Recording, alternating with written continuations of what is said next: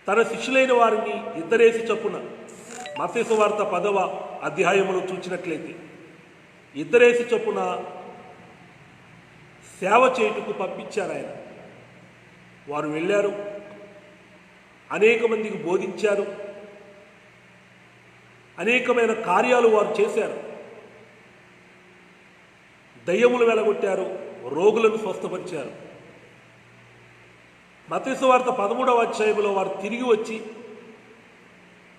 మేము ప్రార్థిస్తే దయ్యాలు వెళ్ళిపోతున్నాయి, రోగులు బాగుపడుతున్నారు అని చెప్పినప్పుడు, యేసుక్రీస్తు వారితో చెప్పినప్పుడు, దయ్యాలు వెళ్ళిపోతున్నందుకు మీరు సంతోషించకండి, పరలోక రాజ్య మర్మములు మీ కొరకు దాచబడి ఉన్నాయని, మీ కొరకు విప్పబడి ఉన్నాయని ఆయన మాట్లాడారు. అయితే వారు ఇద్దరేసి చొప్పున సేవ జరిగిస్తున్న కాలంలో కొన్ని అద్భుతాలు చేయగలిగారు, కొన్ని చేయలేకపోయారు. ఒక చిన్నవానికి పట్టిన దయ్యమును వారు వదిలించలేకపోయారు. మార్కు సువార్త 9వ అధ్యాయంలో. ఆ సమయంలో ప్రభు యొద్దకు తీసుకొని వచ్చినప్పుడు ప్రభువు ఆ చిన్నవానికి కలిగిన దురాత్మ నుండి విడుదలను కలిగించారు. మేము ఎందుకు చేయలేకపోయాము అని వారు బాధపడ్డారు. కనుక వారు ఆ సమయానికి ఆ కార్యము చేయకపోవడానికి గల కారణం ఏమిటంటే, వారు పరిశుద్ధాత్మ ప్రేరణ వారికి ఉన్న, పరిశుద్ధాత్మ ఉద్రేకం వారిలో ఉన్న, పరిశుద్ధాత్మిక సహాయంతో కొంతవరకు వారు పనిచేయగలిగారు. కానీ వారికి పరిమితమైన శక్తి మాత్రమే ఉన్నది, కానీ అపరిమితమైన శక్తి లేక సంపూర్ణమైన శక్తి వారిలో లేదు. కనుక అందుకనే పరిశుద్ధాత్మను వారు పొందిన తర్వాత వారు భయంకరమైన వ్యాధిగ్రస్తులను బాగు చేశారు, చనిపోయిన వారిని కూడా వారు బాగు చేశారు. వారు పరిశుద్ధాత్మను పొందిన తర్వాత దేవుడు వారికి మరణము యొక్కయు పాతాళ లోకము యొక్కయు తాళపు చెవులు కూడా ఇస్తున్నానని వాగ్దానము కూడా చేసిన వారై ఉన్నారు. కనుక ఆయనకి ఏ అధికారం ఉన్నదో, మరణము పైన అధికారము పొందిన ఆయన ఈ లోకంలో ఉన్న సాతాను పైన, దయ్యముల పైన, వ్యాధుల పైన, అన్నిటిపైన అధికారము పొందిన ఆయన ఆ అధికారమును తన శిష్యులైన వారికి పరిశుద్ధాత్మ కొమ్మరింపు ద్వారా అనుగ్రహించారు. కాబట్టి వారు పరిశుద్ధాత్మను పొందక మునుపు పరిమితమైన అధికారాన్ని కలిగి ఉన్నారు. పరిశుద్ధాత్మను పొందిన తర్వాత సంపూర్ణమైన అధికారమును దేవుడు వారికి అనుగ్రహించారు. ప్రియమైన దేవుని పిల్లలారా, ఈ పరిశుద్ధాత్మను వారు పొందడానికి 10 దినములు వారు ఒక ప్రత్యేకమైన ప్రార్థనా గదిలో ప్రయాసపడిన వారై ఉన్నారు. దేవుడు ఈ బైబిల్ గ్రంథం అనే ఒక బల్లని మనకిచ్చి, ఈ బల్ల మీద అనేకమైన వాగ్దానాలు పెట్టి, నీకు ఏ వాగ్దానం కావాలో ఆ వాగ్దానం తీసుకోమని అని చెప్పినప్పుడు మనం ఏ వాగ్దానం తీసుకోవాలి? ఎన్నో వాగ్దానాలు ఉన్నాయి బైబిల్ గ్రంథంలో. మనల్ని నడిపించే వాగ్దానాలు ఉన్నాయి, మనల్ని బాగు చేసే వాగ్దానాలు ఉన్నాయి, మనల్ని వృద్ధిలోకి తీసుకొచ్చే వాగ్దానాలు ఉన్నాయి, మన అక్కర్లు తీర్చే వాగ్దానాలు ఉన్నాయి. వాగ్దానాలన్నింటిలోకి వెళ్ళ గొప్ప వాగ్దానం ఒకటి ఉన్నది.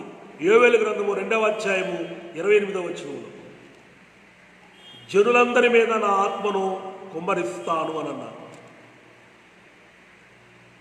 ఇది వాగ్దానములన్నింటిలోకి వెళ్ళ గొప్ప వాగ్దానం.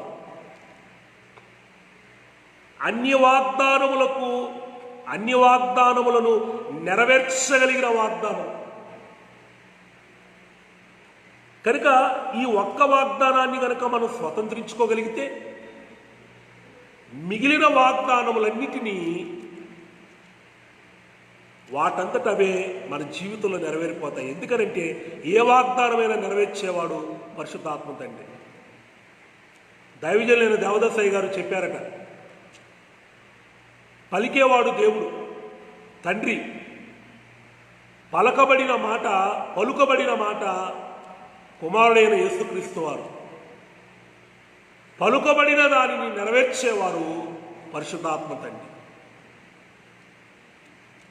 కాబట్టి తండ్రి యొక్క అంతరంగాన్ని బయలుపరిచేది కుమారుడైతే,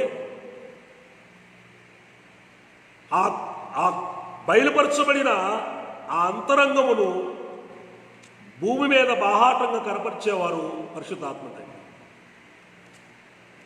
కనుక ప్రయాసపడేవాడు పరిశుద్ధాత్మ తండ్రి. దేనినైనా మన చేతులకు అందించేవారు పరిశుద్ధాత్మ తండ్రి. కనుక ప్రియమైన దేవుని పిల్లలారా, అటువంటి పరిశుద్ధాత్మ కొరకు, కుమ్మరింపు కొరకు వారు కనిపెట్టారు. ఇక్కడ ఒక ప్రశ్న మనకు వస్తుంది. ఈ మేడగదిలో 120 మంది పరిశుద్ధాత్మను పొందక మునుపు పాత నిబంధన గ్రంథంలో ఉన్న భక్తులు ప్రవక్తలు ఎవరూ పరిశుద్ధాత్మను పొందలేదా? వారు పరిశుద్ధాత్మను పొందారు, పరిశుద్ధాత్మను కలిగి ఉన్నారు.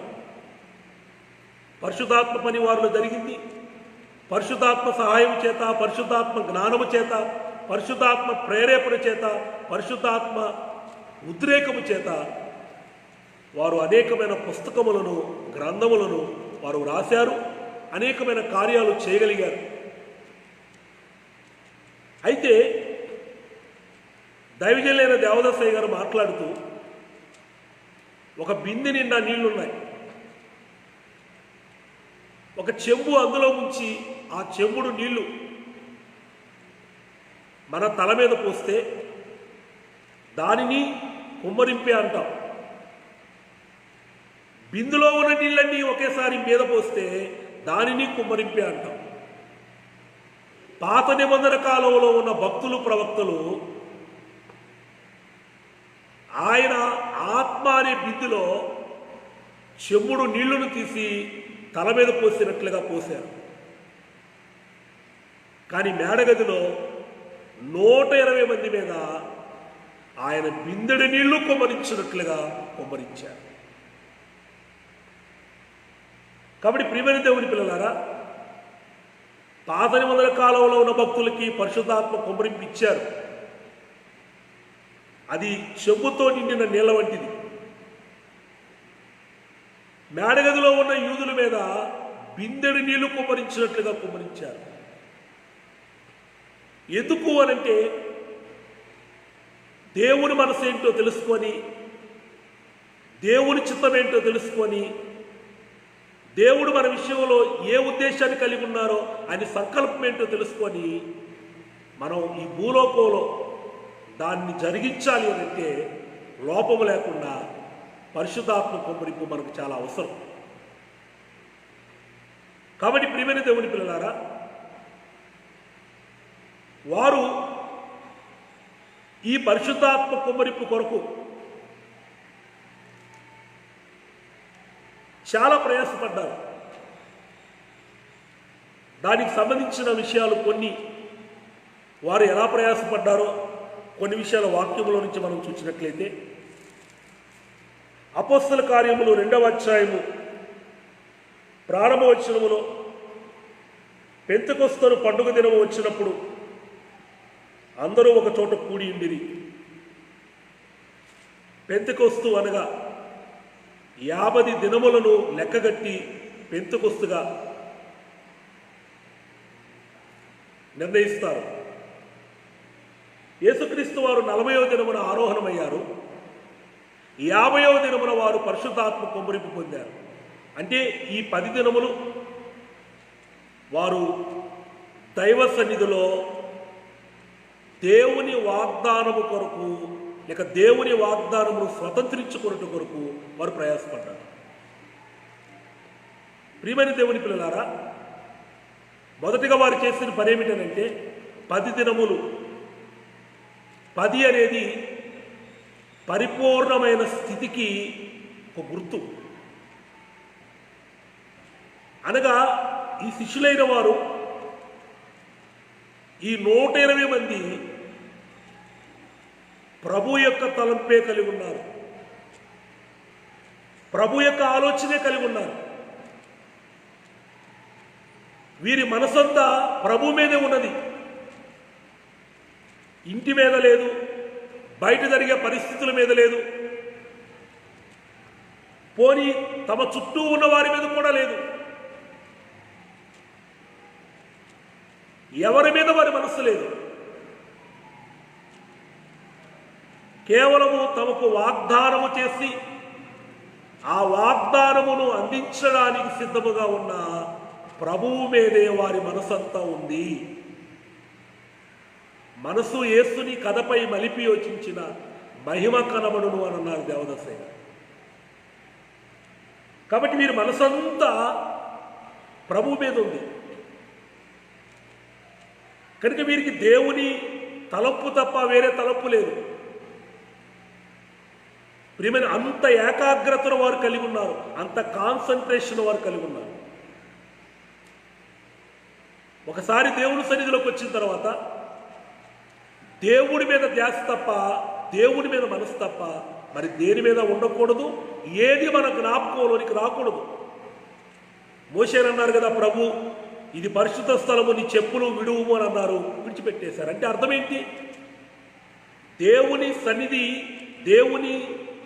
సన్నిధి అనేది పరిశుద్ధమైనది. ఆ పరిశుద్ధమైన స్థలంలోకి వచ్చినప్పుడు చెప్పులు విడిచినట్లుగా లోకములో ఉన్నవి, ఇంటిలో ఉన్నవి, ఒంటిలో ఉన్నవి అన్నిటిని బయట విడిచిపెట్టాయి. నా ఎదుట ప్రభు ఉన్నారు అనే ఆలోచన తప్ప, తలంపు తప్ప మరి ఏది ఉండకూడదు.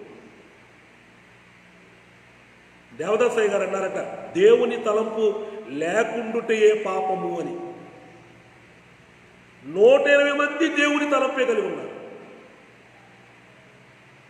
కనుక అనగా వారి మనసంతా దేవుని మీదే ఉంది.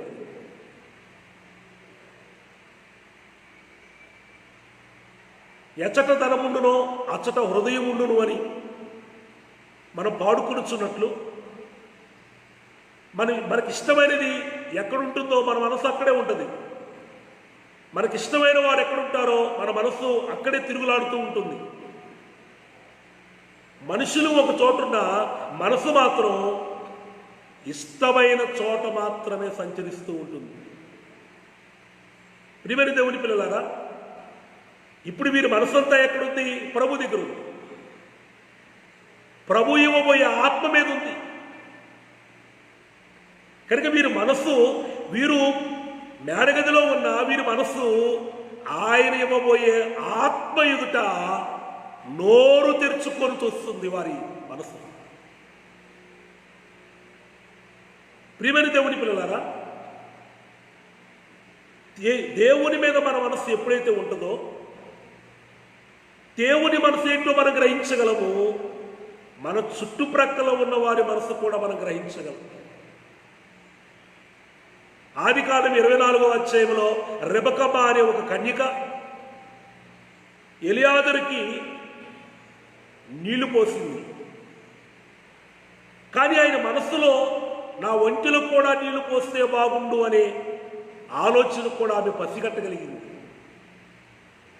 దేవుని తలంపే కలిగిన వారికి, దేవుని మీద మనసున్న వారికి, దేవుని మీద ధ్యాస ఉన్న వారికి ఎదుటివారి యొక్క మనస్సులో ఏముందో కూడా గ్రహించగలిగిన శక్తి ఉంటుంది. బైబిల్ మిషన్కి మాజీ అధ్యక్షులు ఒక ఆయన ఉన్నారు, అయ్యగారు రెవరెండ్ జి సమూయేలయ్య గారు. ఆ అయ్యగారి దగ్గర ఒక సేవకులు ఉన్నారట. ఒకానొక దినమున సమూయేలయ్య గారు ఒక రిక్షాలో ప్రయాణం చేస్తూ ఉన్నప్పుడు ప్రక్కనున్న సేవకుడు ఇంత ఎండాకాలంలో ఈయన నన్ను త్రిప్పుతూ ఉన్నాడు కదా, ఒక్క కొబ్బరి బోండా ఆయన ఇప్పించవచ్చు కదా అనుకున్నాడంట మనసులో. ఆ రిక్షా బండి ఆయన కొంత దూరము త్రొక్కిన తర్వాత సమూయేలయ్య గారు అబ్బాయి ఇక్కడ ఆపు అని అన్నారంట రిక్షా బండి ఆయన. ఎక్కడ ఆపారు? కొబ్బరి బోండాలు ఆపేవాడి దగ్గర ఆపారు. ఆ ప్రక్కన ఉన్న సేవకుడు అబ్బాయి వెళ్ళి ఒక కొబ్బరి బోండం త్రాగిరా అబ్బాయి అన్నారంట. నాకెందుకండి కొబ్బరి బోండం అన్నారంట ఆయన. నువ్వు మనసులో అనుకుంటున్నావు కదా అబ్బాయి, ఇంత ఎండలో తిప్పుతున్నారు కానీ ఒక కొబ్బరి బోండం కూడా ఇప్పించలేదని అని అన్నారు. నాయనో, నేను మనస్సులో ఏమనుకున్నా కూడా ఈయనకి అర్థమైపోతుందా అని ఆశ్చర్యపోయారు. అంటే మన మనస్సు దేవుని మీద లగ్నం చేసినప్పుడు, ఆయన తలంపే మనం కలిగి ఉన్నప్పుడు ఆటోమేటిక్గా ఎదుటివారి యొక్క మనస్సు ఏంటో కూడా మనకు అర్థమైపోతుంది. యేసుక్రీస్తు వారు కూడా సేవ చేసే కాలంలో చాలామంది ఆయన అద్భుత కార్యాలు చేస్తున్నప్పుడు అభ్యంతరపడ్డారు. మనసులో అనుకున్నారు, పాపాలను క్షమిస్తానంటున్నాడు, దేవుడే కదా క్షమించాలి, ఇంకెక్కడ అధికారం ఉంది, అసలు ఈయనెవరని మనసులో లోపల మాట్లాడుకుంటున్న వారి యొక్క ఆలోచనలు కూడా పసిగట్టి, వారి హృదయాలోచనలు కూడా పసిగట్టి ఆయన మాట్లాడిన సందర్భాలు ఉన్నాయి. మత్తయి సువార్త 9వ అధ్యాయంలో చూస్తే ఒక పక్షవాత రోగి విషయంలో కొందరు అభ్యంతరపడ్డారు శాస్త్రులు. వారి మనస్సు నెరిగి వెంటనే మాట్లాడారు. ఎందుకంటే ఆయన మనసంతా తనను పంపించిన తండ్రి మీదే ఉంది, తండ్రి అప్పగించిన పని మీదే ఉంది. ఇదిగో నీ కోసం భోజనం తీసుకొని వచ్చామనంటే నా తండ్రి పని తుదముట్టించుటే నాకు ఆహారము పానీయమై ఉన్నదని అన్నారు ఆయన. కాబట్టి ప్రియమైన దేవుని పిల్లలారా, అందరి మనస్సులు ఏమున్నదో ఆయన ఎలా తెలుసుకోగలిగారు అని అంటే ఆయన మనసంతా తన తండ్రి మీద, తన తండ్రి అప్పగించిన పని మీద ఉన్నది కనుక. అందుకే ఆయన యోహాను సువార్త 2వ అధ్యాయం చివరి వచనంలో ఉంటుంది, ఆయన అందరి మనస్సులు ఎరిగిన వాడు గనక ఎవరిని తనను వశము చేసుకోనివ్వలేదు. అంటే ఆయన ఎవరు వశము కాలేదు, ఆయన్ని ఎవరు వశపరుచుకోలేకపోయారు. ఎందుకంటే అందరి మనస్సులు ఎరిగినవాడు. కాబట్టి ప్రియమైన దేవుని పిల్లలారా, 120 మందిని ఈ కూటాన్ని పాడు చేయాలని సాతాను విఫలయత్నం చేసింది. ఎలాగైనా సరే ఈ 120 మంది చల్లాచెదురు చేయాలని ఒక్కరు బయటకు వచ్చిన 10 దినాలలో ఒక్కరు బయటకు వచ్చిన కూటమంతా చల్లాచెదురైపోయింది. దేవదాసయ్య గారి కాలంలో దేవదాసయ్య గారు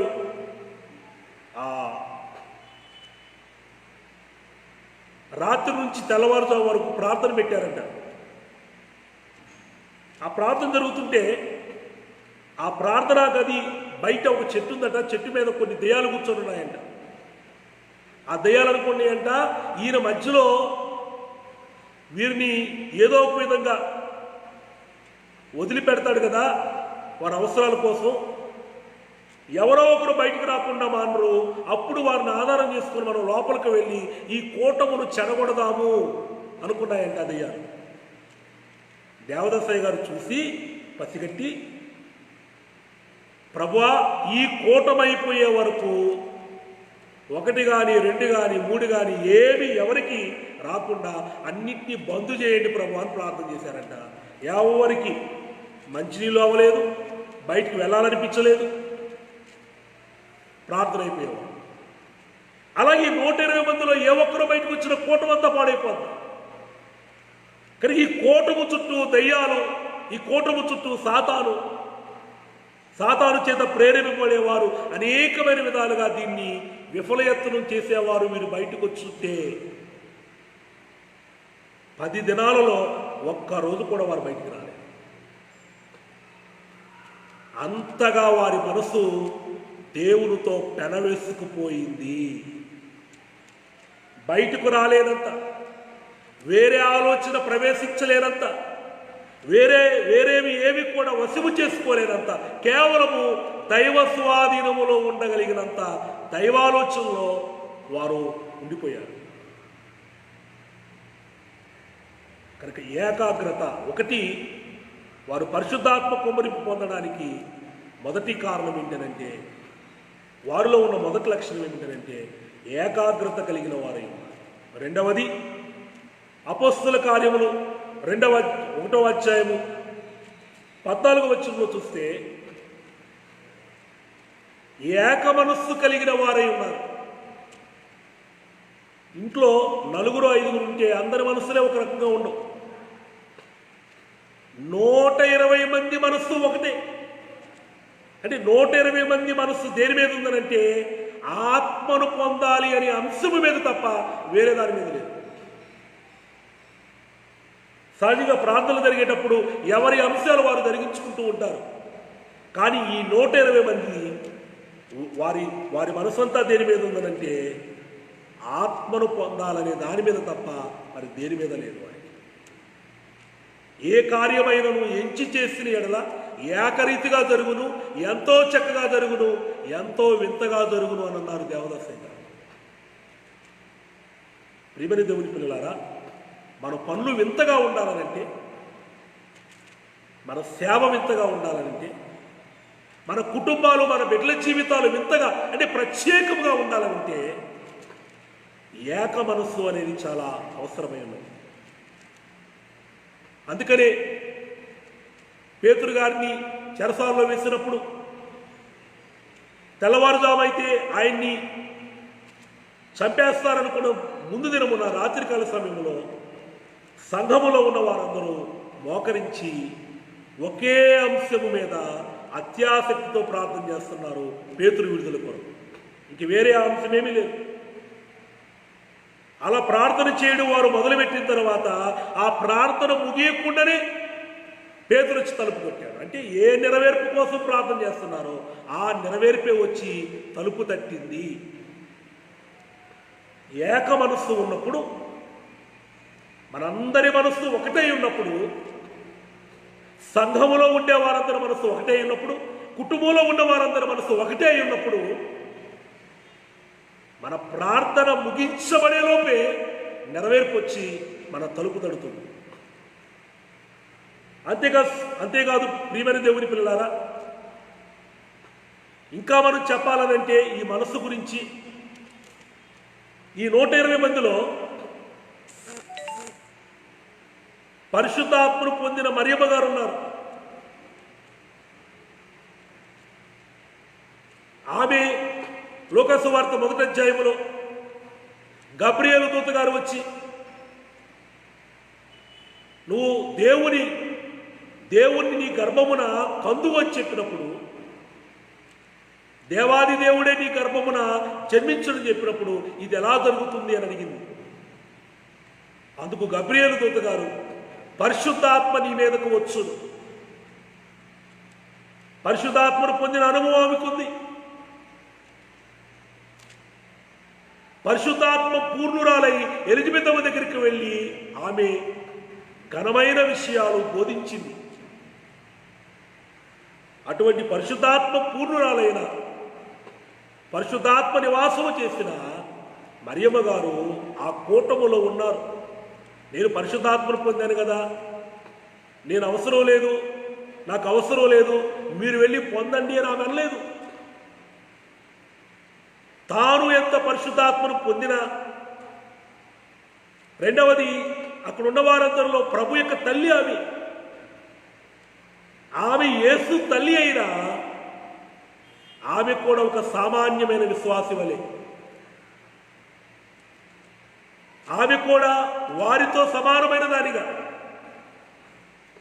ఆమె కూడా ఏమి పొందని దాని వలె ఏమి ఎరగనట్లుగా, అంటే నేను కూడా మీతో సమానమైన దాన్ని అన్నట్లుగా ఆమె ఏం చేసింది, ఆ ప్రార్థనా కుడికులేకి అంటే ఆ 120 మందికి మేము పెద్ద అనే మనసు కానీ, వారు యేసు ప్రభు మానవునిగా ఉన్న కాలంలో శిష్యులు పోట్లాడుకున్నారు, నేను పెద్దవాడిని, నేను గొప్ప అని. ఇక్కడ 120 మందిలో 120 మంది నేను అయోగ్యుణ్ణి, నేను అశక్తుడును, నేను బూడిద వంటి వాణ్ణి, నేను నిరుపయోగమైన వాణ్ణి అనే మనస్సు వారికి ఉంది. అంటే ఇక్కడ ఎవరు తమను తాము హెచ్చించుకోవట్లేదు, ఎవరికి కూడా అతిశయించే మనసు కూడా ఇక్కడ లేదు. కాబట్టి 120 మందికి ఒకరిని ఒకరు గనపరుచుకునే స్వభావం తప్ప ఒకరిని ఒకరు కించపరుచుకునే స్వభావము ఈ 120 మందిలో లేదు. తగ్గించుకునే స్వభావం. పౌలు గారు యేసుక్రీస్తు వారి శిష్యుల కంటే ఘనముగానే సేవ చేశారు. ఎన్నో బోధలు విస్తారంగా చేశారు. ఎన్నో గాయాలు తిన్నారు. ఆయన శ్రమలు పడ్డారు. ఇంత చేసినా నేను ఇంత పని చేశాను, ప్రభు కోసం ఇంత శ్రమ పడ్డాను, ఇన్ని వరాలు సంపాదించుకున్నాను అన్న తృప్తి ఆయనలో లేదు. ఎందుకనంటే ఆయన ఒక మాట అన్నారు, క్రీస్తునందు ప్రథమ పాపినైన నన్ను దేవుడు కరుణించాడు. అంటే ఆయన మనసులో ఎంత పని చేసినా నేను అయోగ్యుడిని, నేనే పాటివాడిని. ప్రియమైన దేవుని పిల్లలారా, పరిశుద్ధాత్మ కొమ్మరింపు కలిగినప్పుడు, పరిశుద్ధాత్మ పరిపూర్ణంగా వాళ్ళు నిండి ఉన్నప్పుడు ఎంత సేవ చేసినా, ఎంత బోధ చేసినా, ఎన్ని కన్నములు తిరిగి బోధించినా పౌలు గారు ఎలాగునా నేను క్రీస్తునందు అధమమైన వాడిని, తక్కువ వాడిని అని ఎలా తగ్గించుకుంటున్నారో అలా తగ్గుంటారు. అందుకే దేవదాసయ్య గారు ఒక మాట అన్నారు,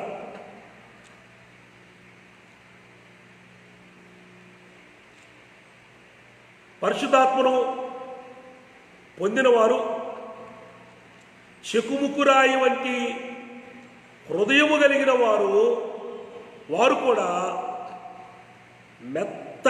మెత్తని మనస్సు వారికి అనుగ్రహించబడుతుందంట. వారి హృదయము మెత్తగా చేయబడుతుందంట, మెత్తని మనస్సు. కనుక పరిశుద్ధాత్మ కుమ్మరింపు పొందిన వారు ఎలా ఉంటారయ్యారంటే వారు ఎప్పుడు విరిగి నలిగిన మనసుతో ఉంటారు. పౌలు గారి కళ్ళ నుండట ఎప్పుడు నీళ్లు గారుతూ ఉండే, అయ్యా నేను నీకేం చేయగలుగుతున్నాను, ఇదిగో నిన్నింత బాధ పెట్టాను, నీ సంఘాన్ని ఇంత బాధ పెట్టాను అనే పశ్చాత్తాపం తప్ప ఆయన ఎంత పని చేస్తున్నా, ఆయన ఎంత ప్రయాసపడుతున్నా, ఇంత నేను ప్రయాసపడుతున్నాననే ఆలోచన ఆయనకి లేదు. కనుక ప్రియమైన దేవుని పిల్లలారా, అటువంటి మనస్సు 120 మందికి ఉంది, ఏక మనస్సు. ఇదే పరిశుద్ధాత్మ తండ్రి వారి మీదకు దిగి రావడానికి ఒక కారణం. మూడవదిగా చూస్తే వారు ఎడతెగక ప్రార్థన చేయించుండిరి. ఒకటి, ఏకాగ్రత కలిగిన వారై ఉన్నారు. రెండవది, ఏక మనస్సు కలిగిన వారై ఉన్నారు. మూడవది, ఎడతెగక ప్రార్థన చేస్తున్నారు. లూకాసు వార్త 18వ అధ్యాయంలో ప్రారంభ వచనంలో ప్రభు అన్నారు, మీరు విసుగక నిత్యము ప్రార్థన చేయండి. మీరు ఈ 10 రోజులు మానకుండా ప్రార్థన చేస్తున్నారు. ఈ ప్రార్థన ఎందుకయ్యారంటే ఇంకా వారిలో ఏమైనా, దేవదాసయ్య గారు ఒక పాట రాశారు, దిన ప్రార్థనలు జరగని యెడల దేవుని శ్వాస పొందుట ఎట్లు, మనసులోని స్వీయ శ్వాస మలినము పోవుట ఎట్లు. ప్రార్థన మన హృదయములో ఎప్పుడు రన్నింగ్ అవుతూ ఉండాలి. ప్రార్థన మన ఎప్పుడు ఆడుతూ ఉండాలి. ప్రార్థన మన అనేది ఎప్పుడు ఆడుతూ ఉన్నప్పుడు తల మొదలుకొని అరికాల వరకు శుద్ధైపోతాం. నీటిని శుద్ధి చేసే ప్లాంట్లు ఉంటాయి, అవి అపరిశుద్ధమైన నీటిని పరిశుభ్రముగా శుద్ధి చేస్తాయి. ప్రార్థన హృదయంలో ఎప్పుడు జరుగుతూ ఉండాలి. దేవదాసయ్య గారు అన్నారు ఒక చక్కని మాట, మీరు మీ కంటికి ఏదైనా ఒక వస్తువు కనబడితే దేవా దీనిని దీవించుమని ప్రార్థన చేయండి మనసులో. మీ కంటికి ఎవరైనా ఒక వ్యక్తి కనబడితే దేవా వీరిని దీవించుమని ప్రార్థన చేయండి అని అన్నారు. అంటే ఏదైనా మన కంటికి కనబడితే వారిని దీవించుమని ప్రార్థన చేయడం ద్వారా వారి విషయంలో వచ్చే చెడు తలంపు కావచ్చు, చెడు ఆలోచన కావచ్చు, దురాభిప్రాయం కావచ్చు, ఏమైపోతుంది? శుద్ధైపోద్ది ఆ ప్రార్థన.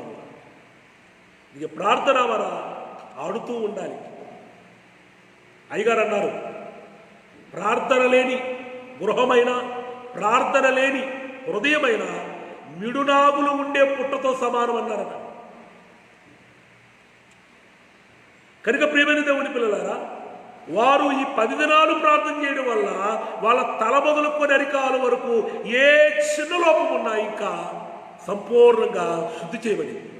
వారిలో ఉన్న మలినమంతా ఆ ప్రార్థన ద్వారా ఏమైంది? కడిగివేయబడింది. అలా కడిగివేయబడకపోతే ఏ చిన్న లోపం ఉన్నా, ఏ అభ్యంతరం ఉన్నా, ఏ సందేహం ఉన్నా, ఏ అనుమానం ఉన్నా, ఏ అవిశ్వాసం ఉన్నా పరిశుద్ధాత్మ సంపూర్ణముగా దిగిరాలేరు. పరిశుద్ధాత్మ కుమ్మరింపు అనంటే ఆయన మన మీద వ్రాలి మనలోనికి ప్రవేశించి మనలో నిత్యము నివాసం చేస్తాడు. పరిశుద్ధాత్మ తండ్రి నిత్యము మనలో నివాసం చేయాలనంటే ఆయనకి అడ్డుగా ఏది మనలో ఉండకూడదు. కాబట్టి 10 దినాలు వారు చేసే ప్రార్థనల వల్ల వారిలో ఉన్న మలినమంతా ఏమైపోయింది? పూర్తిగా తొలగింది. ఇప్పుడు పరిశుద్ధాత్మ రావడానికి ఏ అభ్యంతరాలు, ఏ ఆటంకాలు, ఏ అడ్డులు లేకుండా వారు నిలువెల్లా పరిశుభ్రంగా ఉన్నారు. 4వదిగా చూస్తే వారు లూకాసు వార్త 24 చివరి వచనములో వారు మహానందంతో తిరిగి వెళ్ళి దేవాలయములో దేవుణ్ణి స్తోత్రము చేయుచుండిరి అని రాయబడింది. వారు స్తుతి చేస్తున్నారు, ప్రభువుని గణపరుస్తున్నారు, కృతజ్ఞతను కనపరుస్తున్నారు. వారు ప్రార్థనలు చేశారు. ఆ ప్రార్థన జరగకముందే జరిగిందని నమ్మమని ప్రభు చెప్పారు కనుక దేనికోసం వారు ప్రార్థన చేశారో అది ఇచ్చారని వారు నమ్మి ప్రభువునకు నమస్కారం చేశారు. అయ్యా, భూలోకమంతటికి వెళ్ళి మేము పనిచేయడానికి నీ ఆత్మ మాకు ఇవ్వబోతున్నందుకు నీకు స్తోత్రాలు. అనేకుల్ని శిష్యులుగా చేయడానికి నీ ఆత్మ మాకు ఇవ్వబోతున్నావు కనుక నీకు స్తోత్రాలు. నీ చిత్తాన్ని నెరవేర్చడానికి, నీ అడుగుజాడలో నడవడానికి, నీవు పనిచేసినట్లుగా పనిచేయడానికి, నీవు జీవించినట్లుగా జీవించడానికి, నీ అంతరంగం ఏంటో తెలుసుకోవడానికి, నీ చిత్తమును సంపూర్ణముగా నెరవేర్చడానికి నీ ఆత్మను మాకు అనుగ్రహించనై ఉన్నావు, స్తోత్రాలు అని పొందకు ముందే పొందినట్లుగా స్తుతించారు. మనం ఏ ప్రార్థన చేసినా ఆ ప్రార్థన అయిపోయిన వెంటనే అది నెరవేర్చారని నమ్మి దేవునికి స్తోత్రము చేయాలి, లేక దేవునికి నమస్కారం చేయాలి. వారు నమ్మారు, ఇచ్చినట్లుగా వారు ప్రభువును స్తుతించారు కనుక వారు చివరిగా చేసిన పని ఏమిటంటే కనిపెట్టారు, ఎదురు చూశారు. దైవాత్మ రమ్ము నా తనువు నవ్రాలుము, నా జీవమంతయు నీతో నిండ చేరివసింపు, నా జీవమంతయు నీతో నిండ చేరివసింపు. కనుక నా జీవమంతయు నీతో నిండా చేరి నివసించు. వారు కనిపెట్టారు, ఎదురు చూశారు. పరిశుద్ధాత్మ ఒక బిందెడు నీళ్లు దెబ్బరించినట్లుగా ప్రభు తన ఆత్మని వారి మీద దెబ్బరించారు. వారు చిన్న క్రీస్తులు వలె మారిపోయారు. ఇప్పుడు ఒక క్రీస్తు వెళ్ళారు, మేడగదిలో పరిశుద్ధాత్మ కుమ్మరింపును పొందిన తర్వాత 120 మంది క్రీస్తులు తయారయ్యారు. ఒక క్రీస్తు వెళ్ళిపోతే 120 మంది క్రీస్తులు లేవనెత్తబడ్డారు. ఈ 120 మంది క్రీస్తులు 3,000 మంది క్రీస్తులను తయారు చేశారు. ప్రియమైన దేవుని పిల్లలారా, పరిశుద్ధాత్మ కుమ్మరింపును పొందిన వారు చిన్న క్రీస్తులుగా మారిపోయారు.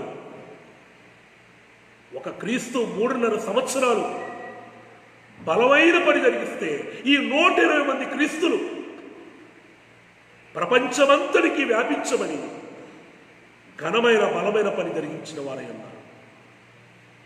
కాబట్టి పరిశుద్ధాత్మ కుమ్మరింపు ద్వారా మనందరము క్రీస్తు వలె క్రీస్తు కలిగిన స్వభావము, క్రీస్తు కలిగిన మనస్సును మనము కలిగిన వారమై ఉంటున్నామని నేను మీకు తెలియజేస్తూ ఉన్నాను. కాబట్టి ప్రియమైన దేవుని పిల్లలారా, ఈరోజు ఎవరడిగినా ఈ పరిశుద్ధాత్మ కుమ్మరింపు ప్రభు ఇస్తారు. పాత నిబంధన కాలంలో ఉన్న భక్తులకి నిండు చెంబుతో ఇచ్చినట్లుగా పరిశుద్ధాత్మ కుమ్మరింపించిన ప్రభు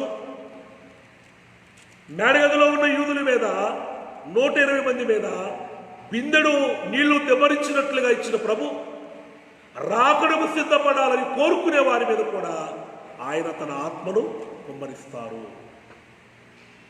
ఈరోజు ఈ పరిశుద్ధాత్మ కుమ్మరింపుని మనం పొందలేకపోతే, తృణీకరిస్తే రేపు 7 ఏళ్ల శ్రమల కాలంలో శ్రమల కుమ్మరింపు పొందవలసి వస్తుంది. దేవదాసయ్య గారు అన్నారు, పరిశుద్ధాత్మ కుమ్మరింపు తృణీకరించిన వారికి శ్రమల కుమ్మరింపులోనికి వెళ్ళవలసి వస్తుంది అని. భయంకరమైన శ్రమలన్నీ. మన ప్రక్కన శ్రమ ఉంటేనే భయపడతాం, మన చుట్టూ శ్రమ ఉంటేనే మనం బయటపడలేము. ఎలా బయటపడాలా అని కింద మీద పడతాం. 4 ప్రక్కల శ్రమ ఉంటే దాన్ని ప్రళయం అంటారు. తప్పించుకోలేము, ఉక్కిరి బిక్కిరైపోతాం. అటువంటిది శ్రమలే మీద పడితే, శ్రమలే మన నడినెత్తి మీద కుమ్మరించబడితే ఎక్కడ బ్రతుకుతాం? కనుక శ్రమల కుమ్మరింపు మన మీద, శ్రమలను మన మీద కుమ్మరించకుండా, అటువంటి కుమ్మరింపులోనికి వెళ్లకుండా పరిశుద్ధాత్మ కుమ్మరింపు పొందడానికి మనం ప్రయత్నం చేయాలి. ఈ పరిశుద్ధాత్మ కుమ్మరింపు శ్రమల కుమ్మరింపు లేకుండా చేసి మేఘం మీద మనల్ని కొనిపోయి ప్రభువులో ఏకము చేసి ప్రభుతో కలిసి పరిపాలించే భాగ్యాన్ని మనకి అనుగ్రహిస్తూ ఉంది. పరిశుద్ధాత్మ తండ్రి గారు అనుగ్రహిస్తూ ఉన్నారు. కాబట్టి వారు ఏకాగ్రత కలిగిన వారే, ఏక మనస్సు కలిగిన వారే ఎడతెగక ప్రార్థన చేయొచ్చు, స్తుతించుచు ఆయన సన్నిధిలో వారు కనిపెడుతూ ఉన్నప్పుడు ఈ కుమ్మరింపు పొందారు. చిన్న క్రీస్తుల వలె తయారయ్యారు. బూదిగంధముల వరకు వెళ్ళి అనేక మందిని క్రీస్తులుగా వారు మార్చారు. క్రీస్తు కోరుకునేది ఏమిటంటే, యేసుని విషయాలు తెలియని మానవులు ఎక్కడా ఉండరు, కానీ యేసులో చేరని వారు ఎందరో ఉన్నారు. ఇదే నా దుఃఖము, ఇదే నీ దుఃఖమని దైవజనులైన దేవదాసయ్య గారు రాశారు. ముందు మనం క్రీస్తులాగా మారాలి, అనేకులు క్రీస్తులాగా మార్చాలి. ఇది పరిశుద్ధాత్మ కుమ్మరింపుతోనే సాధ్యమవుతుంది. ఇట్టి అనుభవాన్ని క్రీస్తు స్వరూపంలోనికి మనల్ని మార్చుకొని అనేకులను క్రీస్తు స్వరూపంలోని మార్చడానికి పరిశుద్ధాత్మ కుమ్మరింపు త్రైకదేవుడు ఈ కార్యక్రమం ద్వారా వీక్షిస్తున్న వారికి అనుగ్రహించి ఆయన మహిమరాకుల్లో సజీవులుగా ఆయతపరుచుకునిగాక. ఆమె దయానిధిమైన తండ్రి, మీకు అనేకమైన వందనములు. శ్రమల కుమ్మరింపులోనికి మేము వెళ్లకుండా మీ ఆత్మ కుమ్మరింపును మాకు అనుగ్రహించి తండ్రి, మేము చిన్న క్రీస్తుల వలె మేము మార్చబడి అనేకులను ప్రభా ఇదిగో తండ్రి క్రీస్తులుగా వారు మార్చబడడానికి వీలు కలిగించమని, ఈ మహిమార్థమై మా జీవితంలోని మీ ఆత్మ సహాయం ద్వారా వాడుకోనమని పెండ్లి కుమారుడిగా వచ్చిన యేసునామమును విడుకొని ప్రార్థించున్నాము తండ్రి. ఆమేన్. అందరికీ మరలా